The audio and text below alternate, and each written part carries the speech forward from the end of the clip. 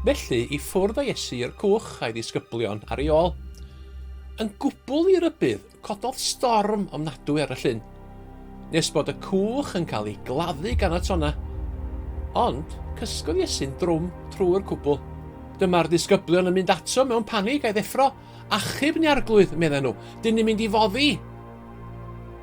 Pam dych chi mor ofnus, medda Iesu? Ble ma'ch ffydd chi? Yna cododd ar ei draed a cheryddu'r gwynt a'r tonnau, ac yn sydyn, roedd pob man yn hollol dawel. Roedd y disgyblion yn gwbl syfrydan. Beth wnawn ni o'r dyn yma, medden nhw? Mae hyd yn oed y gwyntoedd a'r tonnau yn ei fyddhau iddo.